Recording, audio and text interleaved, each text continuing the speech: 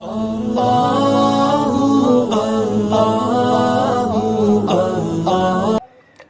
اللہ الرحمن الرحیم نحمد اللہ العظیم ونصلی علی رسولہ الکریم اما بعد فاعوذ باللہ من الشیطان الرجیم بسم اللہ الرحمن الرحیم یا ایہا الذین آمنوا کتب علیکم الصیام کما کتب علی الذین من قبلکم لعلکم تتقون وقال اللہ تعالی فی موضع آخر شهر رمضان الذي أنزل فيه القرآن هدى للناس وبينات من الهدى والفرقان صدق الله العظيم وصدق رسوله النبي الكريم ونحن على ذلك من الشاهدين۔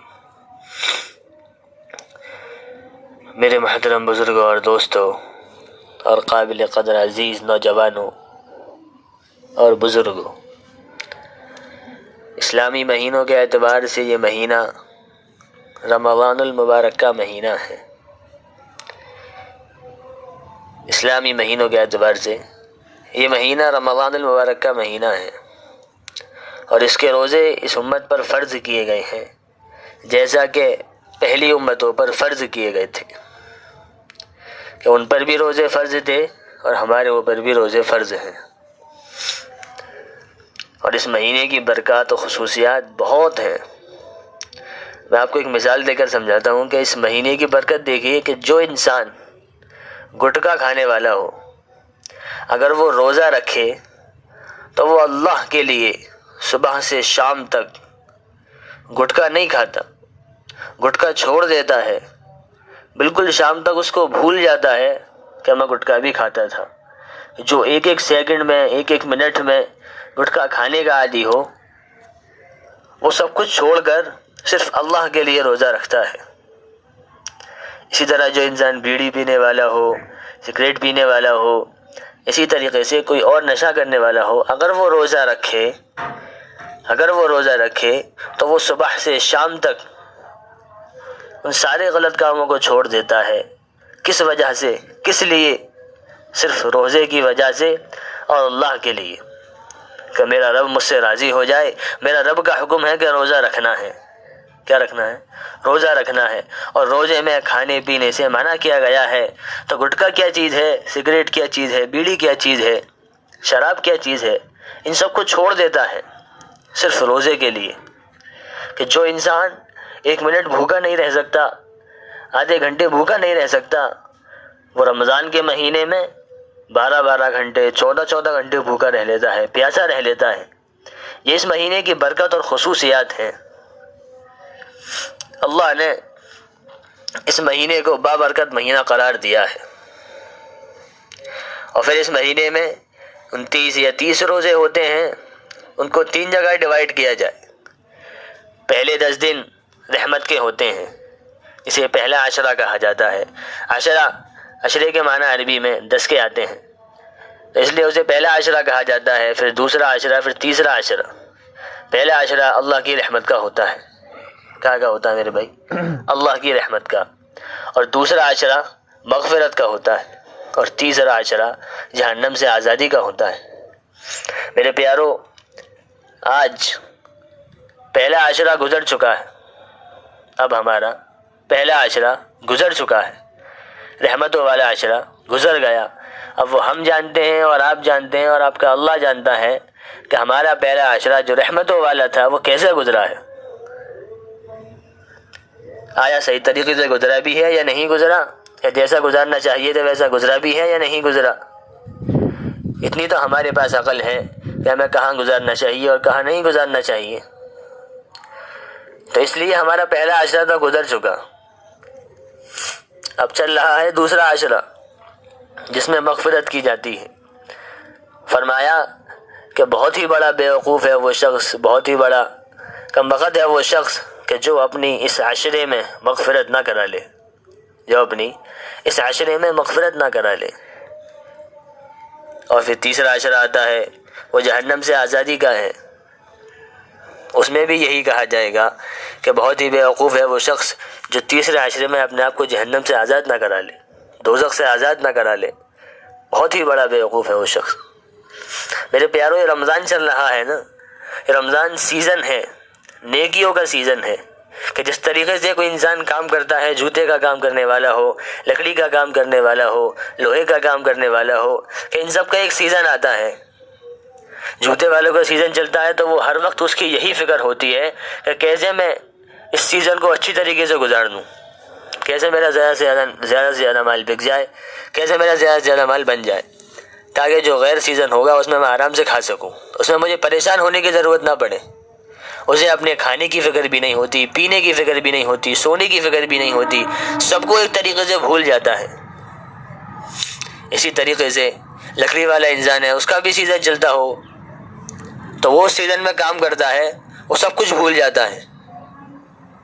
اسی طریقے سے میرے پیارو، یہ نیکیوں کا مہینہ ہے، نیکیوں کا سیزن ہے، کہ جس کے بارے میں حدیث میں آتا ہے کہ اللہ رب العزت اس میں ایک فرض کے ثواب کو 70 فرضوں کے برابر دیتا، کہ جس شخص نے ایک فرض نماز پڑھی، ایک فرض ادا کیا، اللہ اسے 70 فرضوں کے برابر ثواب دے گا۔ اگر کسی شخص نے ایک نفل پڑھی، ایک نفل کام کرا، تو اللہ تعالیٰ اسے ایک فرض کے برابر ثواب دے گا۔ کتنی بڑی برکتوں والا مہینہ، کتنا مبارک مہینہ ہے، لیکن ہم لوگ پھر بھی اس مہینے کو غفلتوں میں گزار دیتے ہیں۔ نیکی کرنے کا ہمارا دل ہی نہیں چاہتا۔ ارے رمضان جب چلے، رمضان آیا تو ایک ماحول ہونا چاہیے، ایک فضا ہونی چاہیے کہ رمضان چل رہے ہیں۔ کیا چل رہے ہیں میرے بھائی؟ رمضان چل رہے ہیں، لیکن ہمارا تو ماحول ہی کچھ نہیں ہوتا، مسجدیں خالی رہتی ہیں، روزے رکھنے میں اتنی دقت اور پریشانی ہوتی ہے کہ جس کا کوئی جواب نہیں۔ روزے یوں ہی چھوڑ دیتے ہیں کہ ایسا چھوڑ دیتے ہیں جیسا کہ ان کو اس کا حساب ہی نہیں دینا ہو۔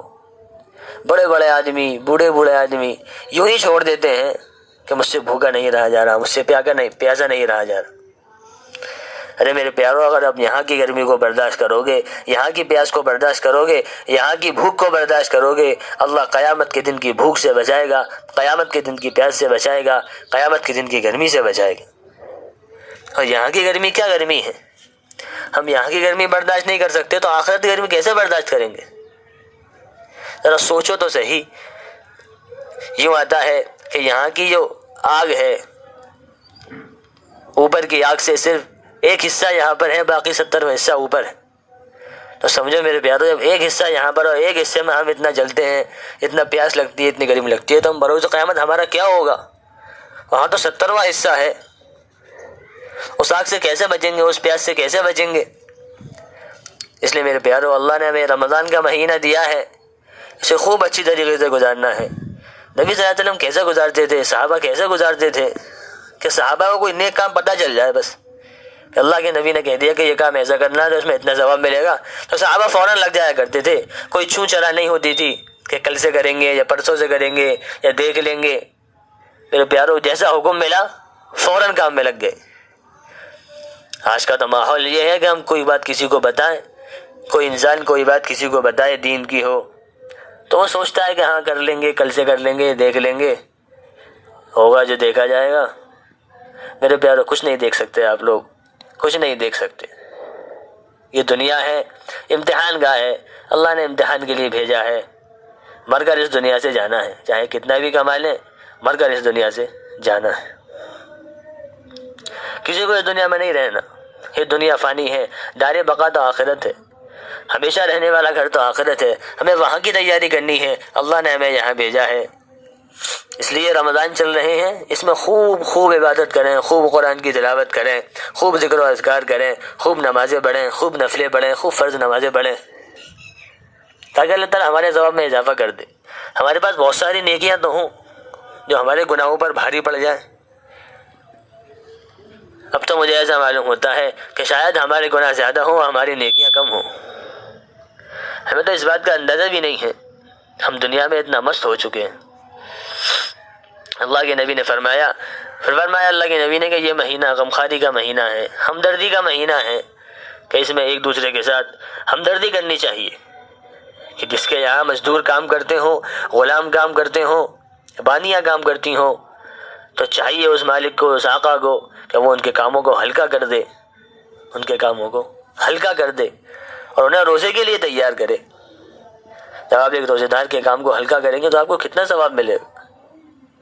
اور اگر وہ روزے سے نہ ہو تو پھر تو کوئی حرج ہی نہیں ہے، رمضان غیر رمضان برابر ہے اس کے لیے۔ اگر کوئی ملازم آپ کے یہاں کام کر رہا ہے، اگر کام زیادہ ہے تو ایک آدھ ملازم اور رکھ لو، روزے کی وجہ سے کہ روزے کے عائد میں بیچارے کو پریشانی ہوگی، دقت ہوگی، بھوک لگے گی، پیاس لگے گی، لیکن اسے کام تو کرنا ہی ہے، تو انسان کی مجبوری ہے۔ اس لیے جو لوگ مالک لوگ ہیں، آقا لوگ ہیں، جن کے یہاں نوکر لوگ کام کرتے ہیں، ان سے درخواست ہے، ان سے گزارش ہے کہ وہ اپنے نوکروں کا کام ہلکا کر دیں، ان کے بوجھ کو ہلکا کر دیں، تاکہ اللہ تعالیٰ آپ کی نیکی میں اضافہ کر دے۔ اور پھر فرمایا اللہ کے نبی صلی اللہ علیہ وسلم نے، جو شخص اس مہینے میں روزہ افطار کرائے گا، جو شخص روزے دار کو روزہ افطار کرائے گا، تو اللہ تعالیٰ سب سے پہلے تو اسے اتنا ثواب دیں گے، جتنا ثواب اس روزے دار کو ملے گا اتنا ہی ثواب اس انسان کو ملے گا جو روزہ افطار کرا رہا ہے، اور اس کے ثواب میں سے کچھ کم نہیں کیا جائے گا۔ اسی طرح اس کے بعد فرمایا کہ اس انسان کے گناہ معاف کر دیے جائیں گے روزہ افطار کرائے گا، اور اس انسان کو افطار کرانا جہنم سے آزادی کا سبب ہوگا۔ صحابہ نے عرض کیا، یا رسول اللہ صلی اللہ علیہ وسلم، اگر کسی کے پاس اتنا نہ ہو کہ پیٹ بھر کر کھانا کھلا سکے تو پھر اس صورت میں کیا کرے؟ تو ایسی صورت میں کیا کرے؟ تو اللہ کے حبیب صلی اللہ علیہ وسلم نے ارشاد فرمایا، اے میرے صحابہ، اگر تمہارے پاس اتنا نہیں ہے کہ تم اس کو پیٹ بھر کر کھلا سکو تو ایک کھجور سے افطار کرا دو، ایک گھٹ پانی سے افطار کرا دو، ایک گھٹ لسی سے افطار کرا دو، اللہ تعالیٰ اس پر بھی اتنا ثواب دے دے گا، اللہ تعالیٰ اس پر بھی اتنا ثواب دے دے گا۔ ہمارے بزرگوں کے بارے میں کیا آتا ہے؟ ہمارے بزرگ پوری رات نفل پڑھ رہے ہیں، قرآن پڑھ رہے ہیں، کتابوں کے لکھنے میں مشغول ہیں، ذکر و اذکار میں مشغول ہیں۔ ایسے آپ نے صاحب محدث دہلوی کے بارے میں آتا ہے کہ وہ رات کو تراویح پڑھتے تھے۔ ہندوستان کی تراویح کے اعتبار سے 2 گھنٹوں کی تراویح ہوتی تھی، 2 گھنٹے تراویح پڑھی آپ نے، اور بہت کمزور رہا کرتے تھے آپ، کمزوری کی حالت میں بھی آپ نے 2 گھنٹے تراویح پڑھی، اور اب کے اعتبار سے 3 گھنٹے میں تراویح ہوا کرتی تھی۔ تراویح پڑھنے کے بعد آپ صرف 3 گھنٹے آرام فرماتے تھے، اس کے بعد اٹھ کر تہجد میں قرآن پڑھنا، نفل پڑھنا، اس کے بعد آدھے گھنٹے پہلے سحری فرماتے تھے، اس کے بعد نماز پڑھ کر، اشراق کی نماز پڑھ کر، ذکر و اذکار کر کر صرف 1 گھنٹے سوتے تھے، اس کے بعد 12 بجے تک کتاب کے لکھنے میں، ذکر و اذکار میں مشغول رہتے تھے۔ میرے پیارو، وہ تو ہمارے بزرگ تھے جو ایسا کر گئے، اب ہمیں بھی چاہیے کہ ہم لوگ ایسا کریں تاکہ لوگ، آنے والے لوگ، ہماری نسلیں، ہمارے بچے، ہمارے گھر والے، ہمارے یار دوست ہمیں دیکھ کر کہیں کہ بھائی ہم بھی روزہ رکھیں گے، ہم بھی ایسی عبادت کریں گے جس طریقے سے یہ عبادت کر رہا ہے۔ سمجھ رہے ہیں بھائی؟ اس لیے خوب زیادہ زیادہ عبادت کرنی، خوب روزہ رکھنا ہے، قرآن کی تلاوت کرنی ہے، خوب نماز پڑھنی ہے، خوب نوافل کا اہتمام کرنا ہے، کریں گے انشاءاللہ۔ اللہ تعالی ہم سب کو کہنے سننے سے زیادہ عمل کی توفیق نصیب فرمائے، آمین۔ وآخر دعوانا الحمدللہ رب العالمین۔